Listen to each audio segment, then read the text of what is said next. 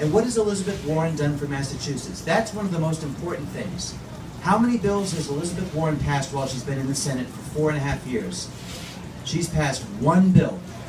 That bill was a transparency vote. It had nothing to do with Massachusetts. How many bills did Scott Brown, the guy she replaced, pass while he was in Washington for just 2 years? 3 bills under President Obama. One of them was to keep Stafford college loans at a lower interest rate for college kids. I thought that was supposed to be her priority, but Scott Brown actually delivered on that when she didn't. In fact, she's the one vote that I think is one of her worst votes.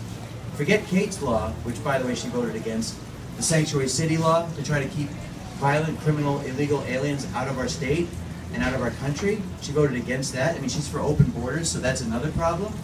Okay? But she voted against the 21st Century Cures Act. And while you guys may not know what that is, let me just tell you what it's about. It was one of President Obama's last pieces of legislation. It included Joe Biden, the Vice President's cancer moonshot funding research grants. And just 4 weeks ago, $12 million came from the 21st Century Cures Act to Massachusetts to fight the opioid crisis. Now, she voted against that. She was the one vote of all Democrats of our congressional delegation. 9 congressmen and women, and Senator Markey voted for it. She voted against it.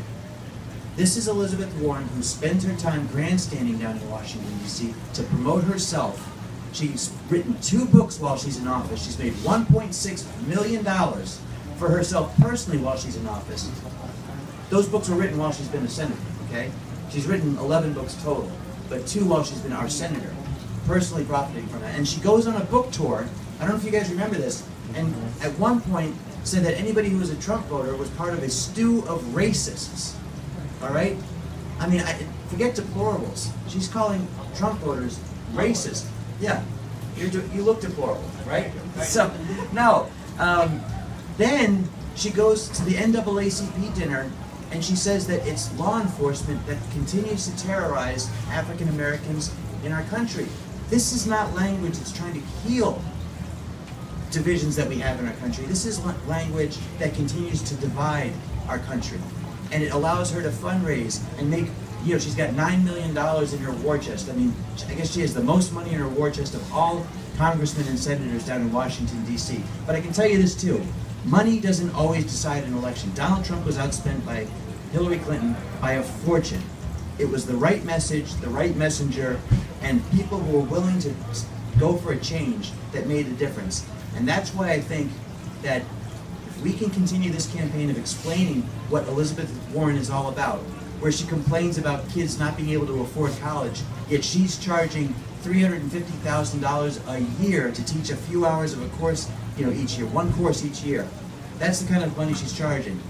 She says that women aren't being paid equally enough in the workplace, and yet women in her office make 71% of what their male counterparts make in her office. That's the kind of woman that says one thing and does a completely different thing.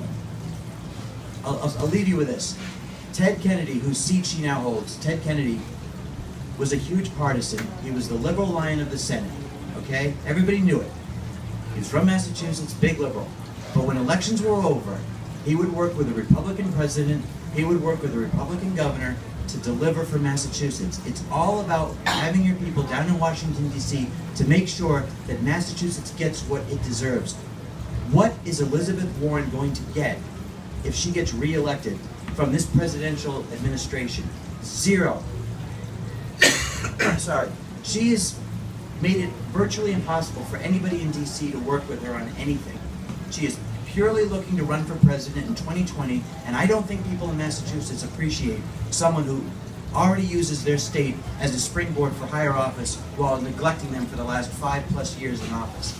So I am going to be working every day, if I make this decision to go forward very soon, every day for the next 1.5 years to spread the message. And this will not be the first time I'm in Western Mass. I will be out here on a regular basis. We have already identified a nice little Winnebago. It's going to be called Diehl on Wheels. And we're going to drive out here all the time for all sorts of events. I know you want to do an event at the school to promote some of the programs you have. I'm happy to come out to anything. And, you know, when Ken gets elected, I want to make sure that he comes out and has me speak to the city council on how we can improve conditions in Springfield from Washington, D.C. So I'm hoping for your vote. I'm asking for your support as well. there are these little brochures you can, take and give to your friends. Also, you can fill out a volunteer thing here.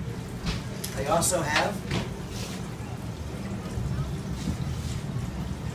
this is another volunteer card, but a pledge card. And on here it says, I pledge to be a delegate for Geoff at the 2018 Mass GOP Convention. That's also important. If you guys could be delegates for the convention, I'd love that as well. So fill out one or both of these forms, give it to me. And there's a website you can share, DiehlForSenate.com. There's a Facebook page. Take some pictures, post, talk to me after this. But most importantly, just know this. This is possible. Scott Brown won. The gas tax ballot question won. Charlie Baker won. Donald Trump won. We work together, we get the message out there, we start early, and we execute this all the way through November 2018.